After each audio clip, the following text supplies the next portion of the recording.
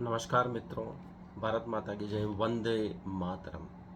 वापस बच्चे बन जाइए, बचपन को जीने का प्रयास कीजिए। कैसे आप जिज्ञासु थे, दुनिया के प्रति अनजान, हर चीज़ आपको आश्चर्यचकित करती।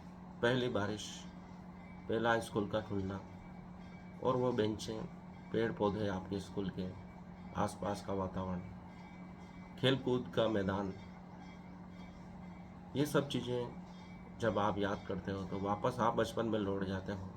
और भी कई यादें हैं बचपन की जिनको आप याद करके वापस आनंदित हो सकते हो।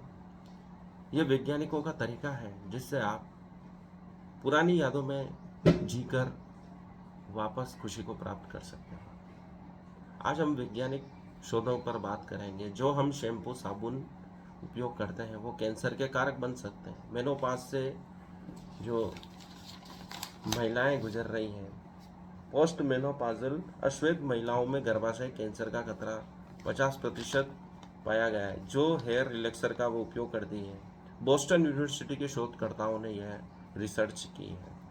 साइलेंट स्प्रिंग इंस्टीट्यूट की डॉक्टर रॉबिन डॉडसन ने भी कहा है कि सिर्फ हेयर स्ट्रेनर की यह बात नहीं है, बल्कि ये रसायन हमारे रोज़मर्रा के कई उत्पादों में भी मौजूद है।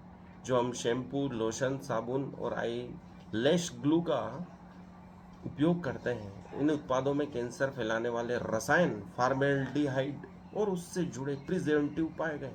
ये रसायन इन उत्पादों की शेल्फ अलमारी में रखने की उम्र को बढ़ा रहे हैं।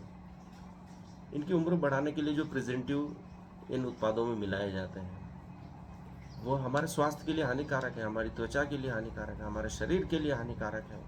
इसलिए कम से कम इनका उपयोग करें। दोस्तों, कितना प्राचीन विज्ञान उन्नत था, जो प्राकृतिक संसाधनों पर निर्भर था। हम रीठा, आंवला इत्यादि का उपयोग कर अपने बाल धोते थे, नारियल का तेल स्किन पे लगाते थे, और भी कई ऐसी चीज़ें हैं जो प्राचीन काल की अभी भी उपयोगी है। मुल्तानी मिट्टी का उपयोग करते थे, दही, बेसन, हल्दी का उपयोग करके त्वचा का निखार लाते थे। भगवान शिव पर जल चढ़ाना, दूध चढ़ाना, दही चढ़ाना, ये सिर्फ प्रतीक नहीं है, इनका उपयोग करके मनुष्य स्वस्थ रह सकता है। भगवान दूध से नहाते हैं, अर्थात हमें दूध से स्नान करना चाहिए। और वैज्ञानिकों ने कहा है दूध से स्नान करने से त्वचा में निखार आता है।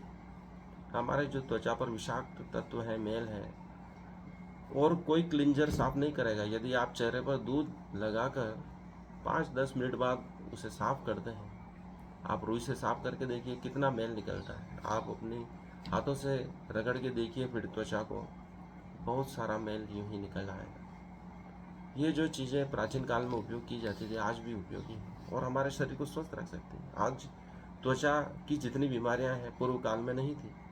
कितने लोगों को दाद हो रहे हैं, चर्म रोग हो रहे हैं, सोराइसिस हो रहे हैं, ये सब आधुनिक उत्पादों की देन है। एक और नई शोध हुई कि ये जो मोबाइल ज़्यादा चलाते हैं उनके लिए बहुत खुशखबरी वाली बात है कि सोते वक्त जो टीवी, रेडियो सुनते हैं, वैज्ञानिकों का कहना है कि आप सुने, स्क्रीन ना देखें, तो आपको बेहतर नींद आ सकती है। आपका मनपसंद पॉडकास्ट लगा लीजिए और आप सुनिए, तो आपको बेहतर नींद आएगी। ये नींद को डिस्टर्ब नहीं करते हैं। डॉक्टर्स कहते हैं कि एक जैसी शांत आवाज़, एक लय वाली आवाज़ें आपको शांति प्रदान करती हैं। और जिनको नींद नहीं आती है, जो नींद अनिद्रा से जूझ रहे हैं, उनके लिए यह तकनीक अत्यंत उपयोगी हो सकती है कि वो अपना मोबाइल चलाकर कोई भी मनपसंद वीडियो सुने, पॉडकास्ट सुने, ऑडियो सुने, तो उनको बेहतर नींद आ सकती है। स्कूल ऑफ मेडिसिन की न्यूरोलॉजी प्रोफेसर डॉक्टर रेचल सालास कहती है कि हर व्यक्ति की नींद की आदतें अलग अलग होती हैं। हर व्यक्ति की नींद की आदत अलग होती है, तो किसी एक व्यक्ति से तुलना उसकी नहीं की जा सकती। जो जैसे जिस प्रकार से नींद में जाता है वह विधि उसके लिए उपयोगी हो सकती है। कोई म्यूज़िक सुनना पसंद कर सकता है, कोई पॉडकास्ट पर कहानी सुनना पसंद कर सकता है। नींद लाने के लिए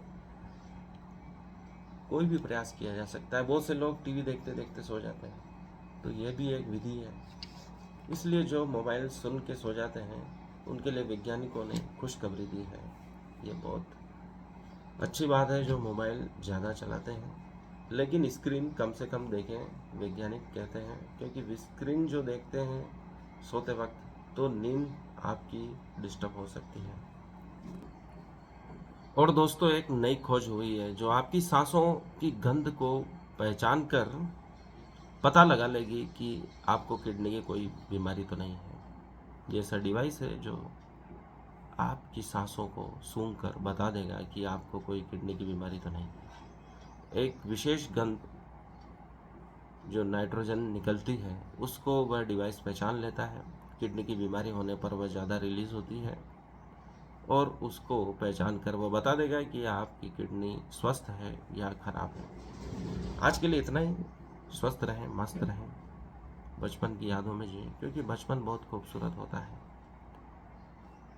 बुद्ध के लामाओं ने कहा है कि आप प्रतिदिन प्रसन्न रहने का अभ्यास कीजिए। एक दिन को खुशहाल बनाइए, इस पूरे दिन को खूबसूरत बनाइए, खुशी युक्त बनाइए, तो आपका अगला दिन भी खुशी युक्त होगा, आनंदपूर्ण होगा।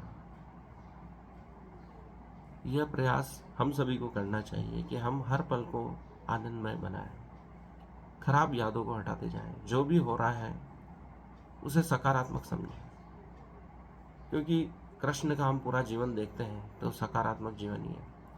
खराब घटनाओं को भी कैसे वो अपने अनुकूल बना लेते थे, वह शिक्षा युक्त जीवन है।